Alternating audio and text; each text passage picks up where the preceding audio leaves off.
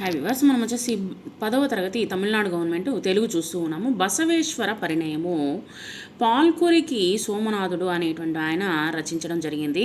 కవి పరిచయం వచ్చేసి శివ కవులలో మహోన్నతుడు పాల్కురికి సోమన వీర శైవ సాంప్రదాయాన్ని స్వీకరించారు. ఈయన వచ్చేసి మామూలుగా పూర్వకాలంలో వచ్చేసి మనకు శైవులు వైష్ణవులు అని రెండు తెగలు ఉండేవి అనమాట. సో ఆ విధముగా వైష్ణవ తెగ కాకుండా ఈయన శైవ సాంప్రదాయాన్ని స్వీకరించారనమాట. ఈయన తాను ఈశ్వర కులజుడని, పార్వతీ పరమేశ్వరులే తన తల్లిదండ్రులని చెప్పుకున్నటువంటి పరమ శివభక్తుడు అతను.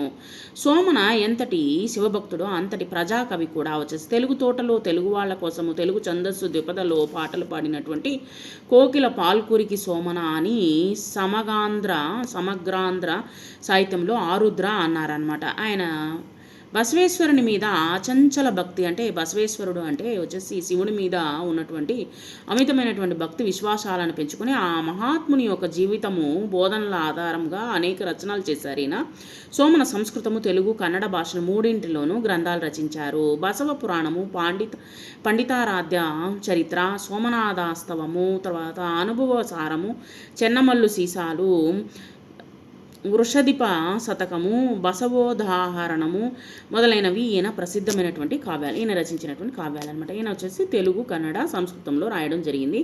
ఓరుగల్లు సమీపాన గల పాలకుర్తి అనేటువంటి గ్రామంలో వచ్చేసి ఈయన సోమనాథుని జన్మస్థలం, ఈయన పుట్టిన స్థలం అనమాట. ఆయన తండ్రి పేరు వచ్చేసి విష్ణురామి దేవుడు, తల్లి పేరు వచ్చేసి శ్రీయాదేవమ్మ. ఇక్కడ వచ్చేసి సోమనాథుని యొక్క కవితా గురువు వచ్చేసి కరస్థలము ఎవరంటే విశ్వనాథయ్య. గురులింగార్యుడు శివదీక్ష గురువు. సంస్కృత సమాస భూయిష్టమైనటువంటి కావ్య రచన సాగుతున్నటువంటి రోజుల్లోనే దేశీయ ఛందస్సులో వచ్చేసి సర్వసామాన్యమైనటువంటి తేట తెలుగులో వచ్చేసి వీరశైవ పురాణాన్ని రచించినటువంటి మహాకవి పాల్కురికి సోమనాథుడు. అంటే ముందు వచ్చేసి సంస్కృతములో అనువదించి కాస్త టఫ్గా ఉండేదన్నమాట. తెలుగు ప్రతి ఒక్కరికి అర్థమయ్యే విధముగా వచ్చేసి ఈయన రచించినటువంటి మొట్టమొదటి కవి అనమాట. ప్రస్తుత పాఠ్యభాగము బసవ పురాణము ప్రథమాశ్వాసము నుండి గ్రహించబడింది. ఇక్కడ పరమశివుణ్ణి ఆరాధించే వాళ్ళు అంతా ఒకటే మతమని, కుల జాతి వర్గ భేదాలకు అతీతమైనటువంటి సమాజ స్థాపనకు కృషి చేసినటువంటి మహాత్ముడు బసవేశ్వరుడు. ఇతడు కర్ణాటకలోని హింగుళేశ్వర భాగవాటి అనేటువంటి అగ్రహారంలో మాదాంబ మాదిరాజు దంపతులకు 1160లో జన్మించాడు. మాదాంబ సోదరుడు బలదేవుడు కళ్యాణకటక రాజైనటువంటి బిల్జుడికి దగ్గర కోశాధికారి అనమాట. ఈయన బలదేవుడు తన కూతురు గంగాంబను బసవేశ్వరుడికిచ్చి వివాహము జరిపించాడు. ఆనాటి వివాహ సంస్కృతిని తెలియచేయడమే ఈ పాఠం యొక్క ఉద్దేశము. ఇక్కడ ఒక రాజు కథను గురించి ఇక్కడ చెప్పడం జరిగింది. బసవేశ్వర పురాణము ఏంటనే చూద్దాము. మకర తోరణములు మణి తోరణములు ముకుర తోరణములు మునుగట్టు బనిచి కలయంగ వీధులంగస్తూరి ఎలుకు డెలమి ముక్తా పలంబుల మృగ్గులిడు రెండు భక్తుల బిలువుండు మీరెదరు ఒండు వేగమతోడి తెండనుచు.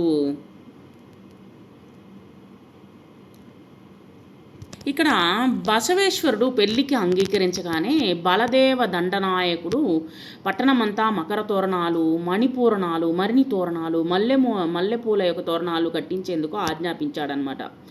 సో ఈ విధంగా వచ్చేసి ఇక్కడ వీధులంతా వచ్చేసి ఏ విధంగా ఉందంటే, కస్తూరితో ఆలకి ముగ్గులు పెట్టండి, భక్తులందరినీ పిలవండి అని చెప్పి ఇక్కడ చెప్పడం జరిగిందనమాట. అందరూ భగవంతుడికి ఆజ్ఞాపించాడనమాట. వీధులంతా కస్తూరితో ఆలకి ముగ్గులు పెట్టండి, తర్వాత వచ్చేసి భక్తులందరినీ పిలవండి అని చెప్పి చెప్పడం జరిగింది. బసవేశ్వరుని తీసుకొని రండి అని చెప్తూ ఇక్కడ జంగమ దేవరలందరినీ పుష్పాలతో దీపాలతో ఆహ్వానించి సాష్టాంగ నమస్కారాలు చేసి విభూతితో పాటు తాంబూలాలను సమర్పించాడు. ఇక్కడ నిటవచ్చునయ్యల కెదురవచ్చుచును నటవచ్చనయ్యల కర్ది మ్రొక్కుచుచు యవిరల నవ్య పుష్పాంజలు లిచ్చి ప్రవిమల దీపంబులు నర్చి యమ్మహాత్ములకు సాష్టాంగుడై యక్షనమ్మ విభూది వీడ్యమ్ములర్పించి కోలాటము బాత్రగొండ్లి పేరణియు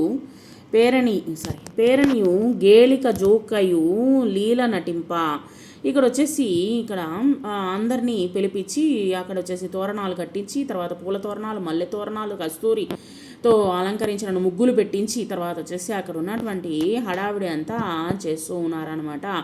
అందరూ వచ్చేసి రండి అంటూ, మహాత్ములందరూ రండి అని చెప్పేసి ఇక్కడ పిలుస్తూ ఉన్నారనమాట.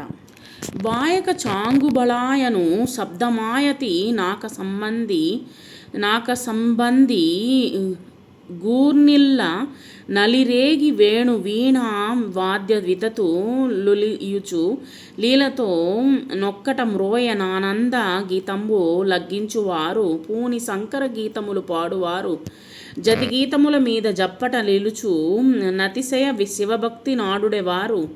ధూప దీపాలన్నింటినీ తీసుకుని వచ్చారు, ఆహ్వానించారు, సాష్టాంగ నమస్కారాలు చేశారు, తర్వాత విభూతితో పాటు తాంబూలాలను సమర్పించారు.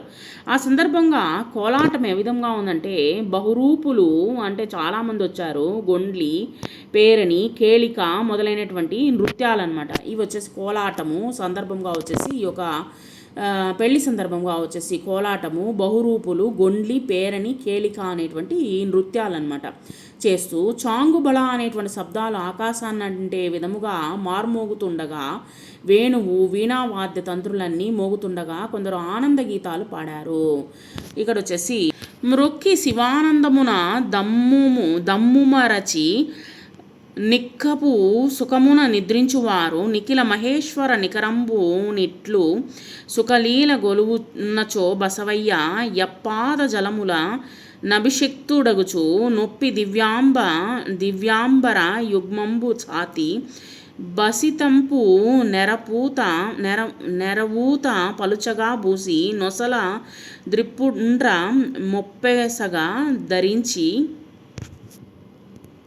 మౌళి ప్రసాద సమంబులు ధరిచి పోలగా రుద్రాక్షభూషలు దాల్చి సారమై లింగ పసాయితంబెనడి పేరను గల్గు కటారంబు గల్టి యానంద బాష్పంబులు లలుగులు వారమేను రోమాంచ సమ్మిళితమై తనర భక్తి శృంగారమేర్పడ జారగొన్న భక్తి కలార్నపు బసవయ్య జూచి ఎట్టి ధన్యుడ నౌదునే ఇప్పుడనుచు దట్టుడు బలదేవ దండనాయకుడు తన కూతుగామిని జనతిలకంబు ననుపమ శృంగార వనది గంగాంబ దోడ్తెచ్చి ఎట్లా భక్తులకు మ్రొక్కించి ఏడ్తేరా శుభచేష్టలెదురుగుణంగా శివభక్త వనితలు శేషలు సల్ల శివబలం బల్కిలించి ముహూర్తమున వేదోక్త శివధర్మ విధి బసవనికి గాదెలి సుత బెండ్లి గావించేనంత. ఇక్కడ అనేకమైనటువంటి నృత్యాలతో వచ్చేసి ఇక్కడ మనకు తంతు అనేటువంటి జరుగుతూ ఉన్నది. ఆకాశాన అంటేటువంటి వేణువు, వీణావాద్యాలతో మారుమోగిపోతూ ఉన్నాయి. శంకరుని స్తుతించారు. మరికొందరు ఆ జతులకు గీతాలకు అనుగుణంగా చప్పట్లు కొడుతూ శివభక్తితో ఇంకొందరు నర్తించడం మొదలుపెట్టారు. ప్రాచీన కాలం నుండి పరమేశ్వరుణ్ణి స్తుతించే వేదాలను, వాటి అర్థాలను కొందరు వివరించారు. అపారమైనటువంటి శివభక్తి పారవశ్యంతో మరికొందరు ఉత్సాహంతో గంతులేశారు. ఇంకా కొంతమంది శివానందంలో లీనమై సుఖనిద్రలో మునిగిపోయారు. ఈ విధంగా వచ్చేసి బసవేశ్వరుని పెళ్లికి ఈ విధంగా ఒక్కొక్కరు ఒక్కొక్క విధంగా ప్రవర్తిస్తూ ఉన్నారు. ఆ విధంగా జంగమయ్యలంతా సంతృప్తులై ఉండగా వారి పాదజలంతో స్నానం చేసి బసవేశ్వరుడు దివ్యమైనటువంటి వస్త్రాలను ధరించి భస్మాన్ని నిండుగా అలముకొని అంటే ఒళ్ళంతా వచ్చేసి విభూదిని పూసుకొని విభూది రేఖలు ధరించి వారి పూజా పుష్పాలను సిగలో తురుముకొని రుద్రాక్షమాలలు ధరించుకొని ఆయన వచ్చేసి రుద్రాక్షమాలను ధరించుకొని లింగపసాయితమనే ఖడ్గాన్ని నడుమునకు చుట్టుకొని ఆనంద బాష్పాలు లాగా రోమాంచితమైనటువంటి శరీరముతో భక్తి సౌందర్యము ఉట్టిపడుతుండగా వచ్చాడనమాట. చాలా అందంగా ఉన్నాడు పరమేశ్వరుడు. అలా వచ్చినటువంటి బలమేశ్వరుని చూసి బలదేవుడు తన జీవితము ధన్యమైందని అనుకున్నాడు. సౌందర్యవతి శ్రేష్ఠురాలైనటువంటి తన కూతురు గంగాంబను పిలిపించాడు. భక్తులందరికీ మొక్కించి శివభక్తుడంతా అక్షతలు చల్లుతుండగా శివబలం అతిశయించిన ముహూర్తాన వేదోదకముగా శివధర్మాన్ని అనుసరించి ప్రియమైనటువంటి ప్రియమైనటువంటి తన కూతురుని బసవేశ్వరుడికిచ్చి పెళ్లి చేశాడు. ఈ విధంగా బసవేశ్వరుని యొక్క పరిణయం అనేటువంటిది మనకు ఈ విధంగా తంతుతో, మంచి ఆటపాటలతో, తర్వాత వీణా వాయిద్యాలతో, వేణువులతో, తర్వాత వచ్చేసి ఆనంద బాష్పాలతో, తర్వాత వచ్చేసి చాలా ఆనందంగా వచ్చేసి ఈ యొక్క బసవేశ్వరుని యొక్క వివాహం అనేటువంటిది జరిగింది. ఇక్కడ వచ్చేసి అభ్యాస వేదిక వచ్చేసి వీడ్యము, అర్థాలు వచ్చేసి వీడ్యము, తాంబూలము, పేరిని, వీరభక్తి ప్రకటించే నాట్యము, నిక్కము, నిజము, నుతి, పొగడ్త, నేసలు, తలంబ్రాలు లేదా అక్షతలు, నేరి, పూర్తి, గొండ్లి, కుండలాకార నృత్యము, గూర్నిల్లు, మోగు, అర్ధి, కోరేవాడు, అర్ధము, ధనము. వచ్చేసి నానార్థాలు వచ్చేసి అర్ధి ధనవంతుడు, ఆసక్తి, సేవకుడు, యతి పద్య విరామము, నిర్యమము, సన్యాసి, అభిషేకము, తడుపుట, స్నానము, స్నానజాలము. పర్యాయ పదాలు వచ్చేసి కులము, వంశము, జాతి, అభిజనము, పెండ్లి, వివాహము, పరిణయము, పాణిగ్రహణము, వేదము, ఆమ్నాయం, ఋషి, ఛందస్సు. ప్రకృతి వికృతులు వచ్చేసి సుఖము, శృంగారము, సింగారము, పుష్పము, పువ్వు, ఆర్య, అయ్య. వచ్చేసి సందులు వచ్చేసి అమ్మహాత్ములు, ఆ ప్లస్ మహాత్ములు, తర్వాత పురాతన ప్లస్ ఆపాదిక సవర్ణ దీర్ఘ. తర్వాత వేదోక్తము, వేద ప్లస్ ఉక్తము, గుణసంధి. పెండ్లి గావించే, పెండ్లిన్ ప్లస్ కావించే సరళాదేశ సంధి. పలుచగాన్ ప్లస్ పూసి సరళాదేశ సంధి. దివ్యాంబరము, దివ్య ప్లస్ అంబరము సవర్ణ దీర్ఘ సంధి. దివ్యాస్త్రాలు, ఇక్కడ సమాసాలు. దివ్యాస్త్రాలు, దివ్యమైన వస్త్రాలు. విశేషణ పూర్వపద కర్మధారయ సమాసము. ఆనంద బాష్పాలు, ఆనందమైనటువంటి బాష్పాలు. విశేషణ పూర్వపద కర్మధారయ సమాసము. చతుర్వేద సారము, 4 సంఖ్య గల వేదాల సారము. ద్విగు సమాసము. నిక్కపు సుఖము, నిజమైన సుఖము. విశేషణ పూర్వపద కర్మధారయ సమాసము. సంగీత నృత్యాలు, సంగీతమును, నృత్యమును. ద్వంద్వ సమాసము. ఇక్కడ ఈ యొక్క పాఠంలో సూక్తి ఏంటంటే, సన్మార్గాన్ని ఎంచుకో, మంచి మార్గాన్ని ఎంచుకో, సంస్కారం పెంచుకో, మంచి సంస్కారవంతుడిగా జీవించు, తర్వాత దాన్ని పెంచుకో, నీ ఊరిని, నీ దేశాన్ని ప్రగతి వైపు నడుపుకో, అంటే బాగా డెవలప్ చేసుకొని ముందుకు పో అని అర్థం అనమాట. అదేనో ఈ సంస్కృతి, అదేనో ఈ సత్కృతి అంటూ ఇక్కడ మనకు చెప్తూ ఉన్నారనమాట.